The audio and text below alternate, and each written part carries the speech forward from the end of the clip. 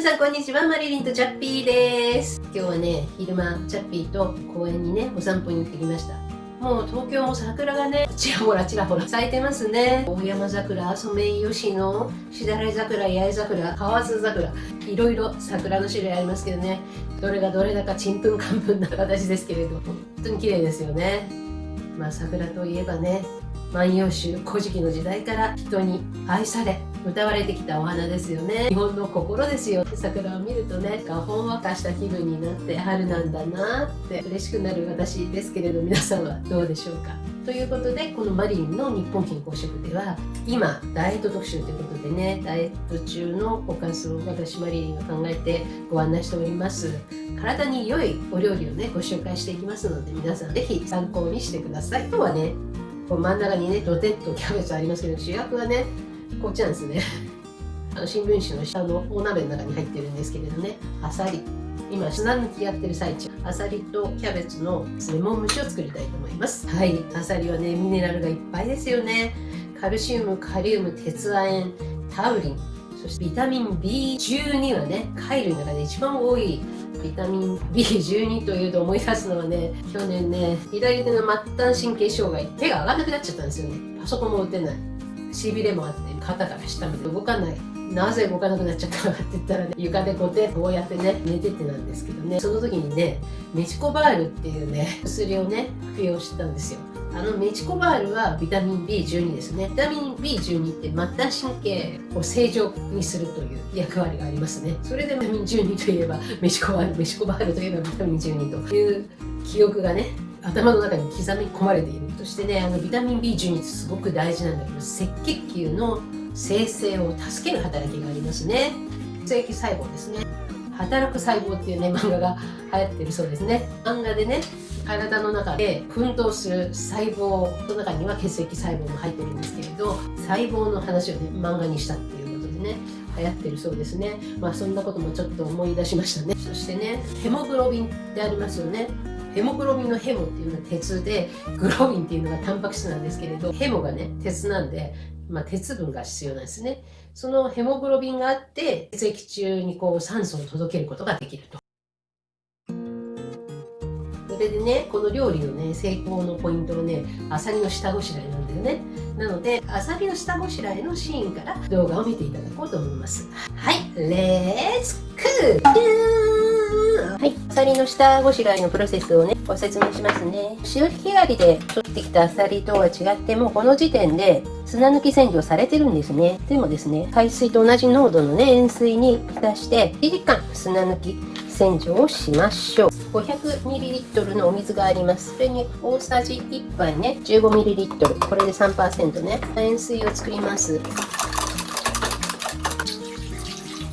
息ができるぐらいの方がいいので、このくらいがいいかな。ひたひたぐらいかな。はい、上に新聞紙を置いて暗くして1時間待ちましょう。日吉狩りで貝取ってきたら3時間ぐらい、スーパーのはもう1時間ぐらい置きます。そうするとグリシンというねタンパク質を構成するアミノ酸がね増えていくんですね。グリシンっていうのはコラーゲンの主成分、体内で合成されるタンパク質の3分の1はグリシン。そのグリシンが増えてくるんです。なのでこの1時間っていうのは大事なんです。はい、これね、塩水ねに入れるとこうやってね管が出てきて、体の中の老廃物を吐き出していくんですね。触っちゃうとこうなっちゃうね。じゃあこんな感じでね待ちましょう。1時間経ちましたね。見て、まだ動いてる。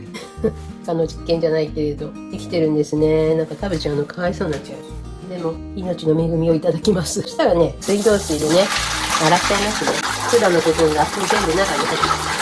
ざるのまま洗った方がいいね、こうやってね。それで洗ったらね、水を切って、でね、アサリの上にね、濡らしたキッチンペーパーを置きます。それで空気にさらして酸欠状態にします。これで3時間待ちます。これね、何のためにやるかっていうと、こうすることでアサリの旨味成分ね、コハク酸がね、増えるんですね。一生懸命ね、海水がないところでアサリが生きようとして、コハク酸を体内に溜めてね、生きようってこう頑張るのね。そうするとアサリの旨味成分がアップするっていうことなのね。すごいよね。それでそのコハク酸というね、貝の旨味成分はね、内臓脂肪を燃やしやすくするんですね。なのでこれでちょっと3時間置いてコハク酸を貯めていただきましょう。はい、アサリの砂抜きはできて、その日作んなかったので、冷蔵しておきました。そうしたら、ブロッコリーもね、食べちゃったんで、新しいブロッコリーを買ってきました。このブロッコリーってこれ、辛いっていうね、花が咲く前のつぼみをね、食べるのね。それで、これの洗い方ね、こうやってね、ボウルにね、ブロッコリー入れて、それでたっぷりのお水を入れます。そしたらね、こうやってくるくるくるくる、ふるって、つぼみの中に入っているね、細かいね、くずね、落としていくね。もう一回やりましょう。くるくるくるくるくるくるくるくる。そしたらね、今回はつぼみのところだけ使おうかな。だからここでもうハサミで切っちゃう。切り花やってるみたいな。これでもう一回これで洗ってね、一口大ぐらいにこう切っておきますね。茎で切らないと葉で切っちゃうと細かいのがね、ボロボロこぼれてきちゃうから、茎のところでこうやって切る。ざるにこうやって上げて、これでブロッコリーの下準備は終わりです。そしたらね、キャベツね。キャベツはね、春キャベツにしたの。春キャベツは柔らかくて甘くて美味しいのね。小ぶりですけどね、まん丸じゃないんだよね。このところで半分に切りますね。はい。それで、くし切りにしますね。はい。はい、3等分ね。そうしたらね、キャベツもさっと洗おう。このね、お水の中にこうキャベツ入れますね。ゴシゴシやっちゃうと、この串がね、バラバラになっちゃうんで、さささって洗ってね、バットの上にね、置きますね。はい。はい。そしたらね、ニンニクですね。これをね、みじん切りにしておきましょう。はい。ニンニクを切りました。レモン絞ったところにね、白ワインをね、大さじ5入れました。はい。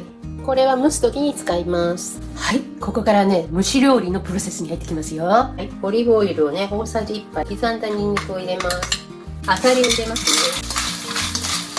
少し火を弱くします。レモンと白ワイン中火にして、はい、蒸します。2分もやれば十分だからね。いいね。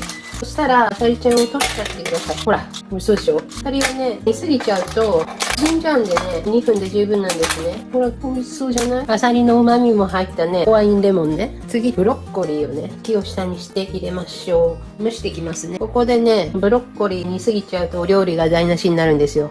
はい、これでもう2分ね。もういいんじゃない？火を切ります。美味しそうだね。ほら見て。美味しそう。このね、色がね、命だね。春キャベツいきます。芯の部分をこう下の方に、こういう感じでね、芯をね、下にして入れました。レモンワインをね、もうちょっと足しとこうか。さっき3杯いったんだっけ？ 3 杯。それで5分でやってみますね。これね、ポイントはね、素材ごとに分けて蒸した方が上手に綺麗な色でできると思いますね。今2分経ったんですけど、中の弱にしますね。はい。これで5分ですね。これでいいですね。串のまんま。よいしょ。美味しそう。このソースも使いますよ。今日はね、春らしいお皿にしました。まず大きいのから入れていこうか。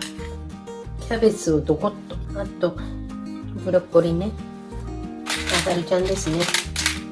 はい、こんな感じかな。これでいかがでしょうか。プチトマトをここら辺に入れようか。胡椒をね、お好みでかけてくださいね。それで、蒸した時の汁をね、こう全体にかけます。これでどうでしょうか。これで出来上がりです。おー、見て。春だね。チャピーくんも元気です。それでは、乾杯。チャピードン、春だね。暖かくなってきてよかったね。チャピーくんもちょっと太ってきてしまって、マミとまたセカンドダイエットしなきゃいけないね。はい、皆さん、試食します。あさりちゃんです。美味しい。旨味が出てます。美味しい。春キャベツ美味しそうにできてますね。いただきます。ブロッコリー。